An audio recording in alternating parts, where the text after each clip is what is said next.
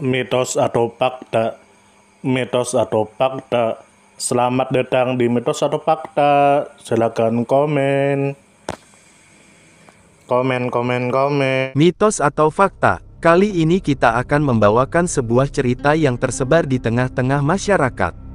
Yang mana silahkan Anda semua tebak apakah itu hanya mitos atau fakta yang pernah terjadi. Tentu kita semua tahu bahwa mitos itu adalah cerita yang dipercaya sebagai hasil imajinasi dan kebenarannya tidak dapat dibuktikan. Sedangkan fakta adalah suatu peristiwa atau keadaan yang benar-benar terjadi dan dapat dibuktikan. Fakta dapat diperoleh melalui pengamatan terhadap suatu objek atau peristiwa. Sekarang masuk ke video. Pada suatu hari di sebuah alam yang disebut sebagai dunia, di sana hiduplah seseorang makhluk yang disebut sebagai Yuin atau orang-orang Yuin. Dikatakan menurut kabar yang beredar bahwa bangsa Yuin, juga dieja Juin, adalah sekelompok penduduk aborigin Australia dari pantai selatan New South Wales. Semua orang Yuin memiliki nenek moyang yang berbicara sebagai bahasa pertama mereka, satu atau lebih dialek bahasa Yuin. Lalu kemudian dikatakan menurut kabar yang beredar bahwa dialek bahasa Yuin sudah mendekati kepunahan. Lalu kemudian dikatakan menurut kabar yang beredar bahwa istilah Yuin umumnya digunakan oleh masyarakat aborigin pantai selatan untuk menggambarkan diri mereka sendiri. Meskipun dalam aplikasi hak milik penduduk asli New South Wales tahun 2016 untuk tanah yang tumpang tindih dengan wilayah Yuin. Lalu kemudian dikatakan menurut kabar yang beredar bahwa wilayah yang ditempati, digunakan dan dinikmati oleh para leluhur suku Yuin membentang dari Cape Howe hingga Sungai Soalhaven dan pedalaman hingga Great Dividing Range. Keturunan mereka mengklaim hak untuk diakui sebagai pemilik tradisional tanah dan air, dari Merimbula hingga hulu selatan pintu masuk laut Sungai Soalhaven. Suku Yuin terdiri dari 12 klan pada saat kedatangan bangsa Eropa di wilayah tersebut. Lalu kemudian dikatakan menurut kabar yang beredar bahwa populasi orang-orang Yuin sebelum tahun 1788 diperkirakan sekitar 11.000 antara Cape Howe dan Teluk Batemans.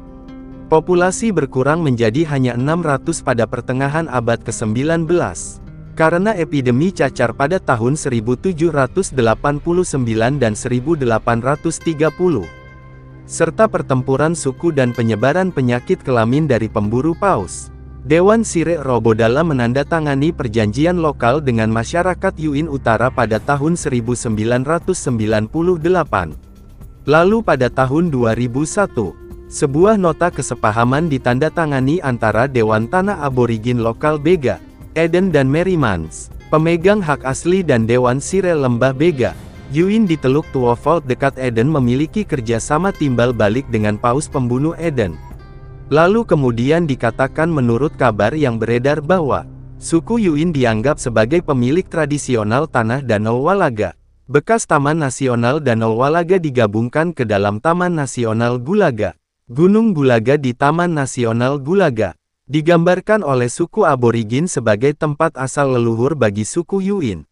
Gulaga sendiri melambangkan ibu dan memiliki beberapa situs suci yang berkaitan dengan tempat para wanita pergi untuk bercerita dan berpartisipasi dalam upacara dan melahirkan. Umbara, alias Pulau Merriman di Danau Walaga merupakan tempat yang sangat sakral bagi suku Yuin. Lalu pada tanggal 25 November tahun 1977 tempat ini merupakan tempat pertama di New South Wales yang dinyatakan sebagai situs warisan aborigin oleh Dinas Taman Nasional dan Satwa Liar New South Wales. Pulau tersebut diberi nama Umbara, alias Raja Merriman, pemimpin suku Yuin yang meninggal pada tahun 1904. Istrinya adalah Ratu Narel. Gunung Mumbula adalah tempat penting di Taman Nasional Biamanga dan dikenal karena pentingnya dalam upacara inisiasi pria. Lalu kemudian dikatakan menurut kabar yang beredar bahwa kisah baru ngubah seperti yang diceritakan oleh Ruby Henry saat mengasuh anak-anak Reid di Vulkan Setmoruya di Ilagongarmi, diucapkan di Ligone Garmi. Broawidore roh langit agung yang sedang mengawasi. Lalu turun tangan, Broawidore mengambil dua kura-kura itu dari pantai. lalu mengubahnya menjadi batu, menaruhnya di lepas pantai dengan dua kura-kura saling berhadapan dan menyatukannya dengan hanya satu kepala. Barunguba Tetua Agung Brinja melihat hal ini dengan mata kepalanya sendiri. Borobudur kemudian menyiramkan air di sekitar dua kura-kura yang saling berhadapan, dan tidak akan membiarkan kura-kura laut datang lagi ke darat atau bertelur di Burgali. Barunguba Tetua Brinja melihat ini dengan mata kepalanya sendiri, dan saat Borobudur sedang memperhatikan Barunguba, lalu Borobudur memanggilnya, "Mengapa kau memperhatikan? Apakah kau memberi tahu di Ilagongarmi bahwa aku sedang memperhatikan Darama?" Saat ia membuat garis pantai, kemudian di Ilagongarmi berbicara dari langit seperti guntur, "Aku akan menyebut kura-kura batu itu Barunguba. Lalu kau, Barunguba sang tetua, akan terus mengawasi garis pantai, untuk memastikan kura-kura hanya berenang naik turun di pantai dan tidak akan pernah sampai ke daratan lagi selama kau, Barunguba sang tetua agung, masih hidup." Lalu di Ilagongarmi berkata, "Barunguba, engkau akan selalu menemukan kura-kura di perairan tawarmu, dan Borobudur tidak akan pernah bisa mengubah kura-kura menjadi batu lagi saat engkau mengawasi pantai. Prinsipnya bisa dikatakan seseorang selalu mengawasi. Tetapi saya belum pernah mendengar cerita mimpi Barunguba disebut seperti ini. Ini adalah cerita Brinja. Barunguba berada di negara Brinja." Lalu kemudian dikatakan menurut kabar yang beredar bahwa pria Yuin memiliki lebih dari satu istri. Dalam kasus Kurol memiliki 14 istri dan Qian memiliki 12 istri, termasuk istri-istri pedalaman. Alasan utamanya adalah kematian datang dengan cepat jika Anda mengalami cedera dan pernikahan lebih tentang kelangsungan hidup suku daripada pandangan saat itu.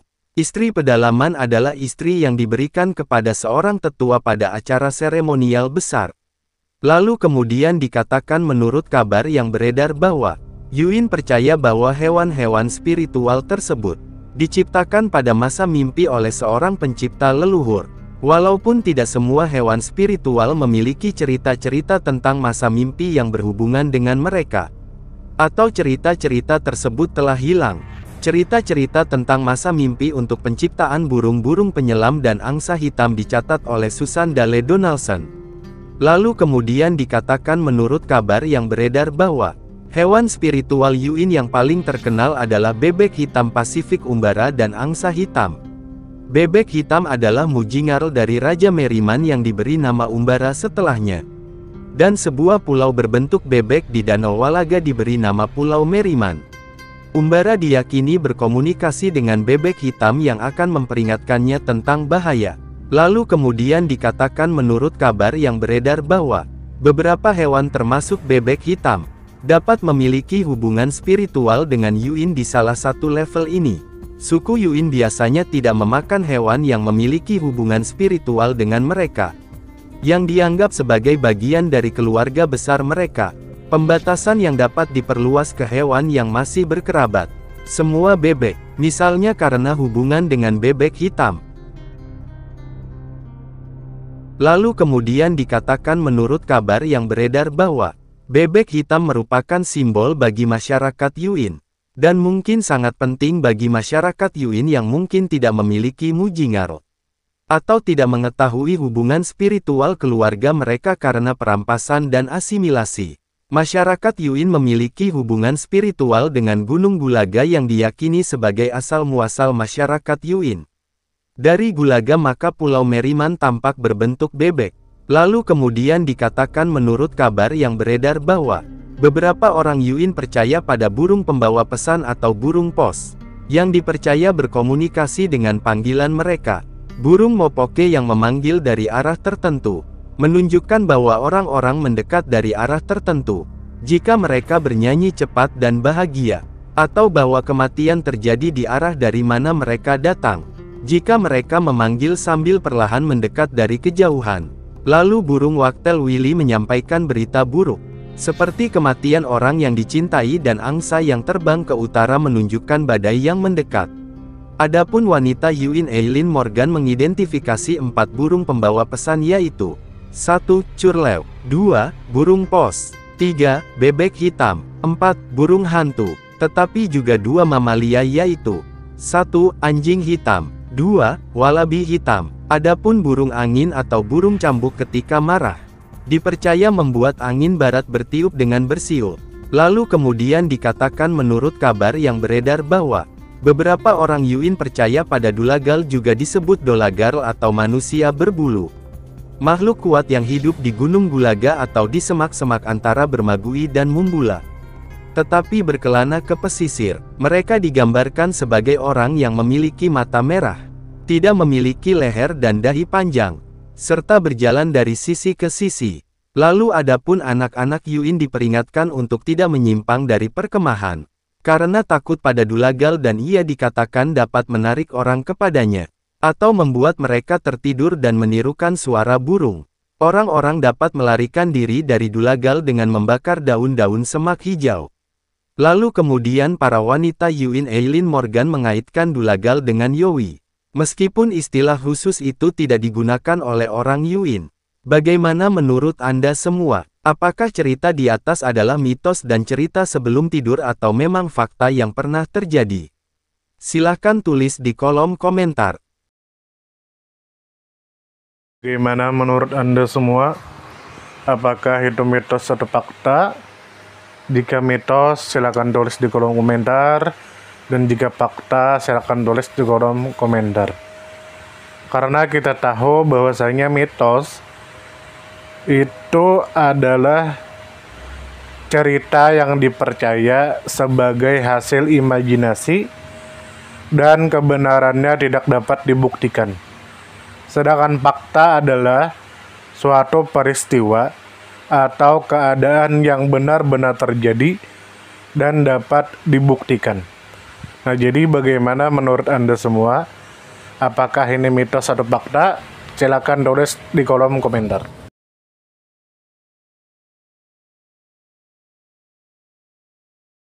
Tidur, tidur, tidur, tidur. Ayo kita tidur.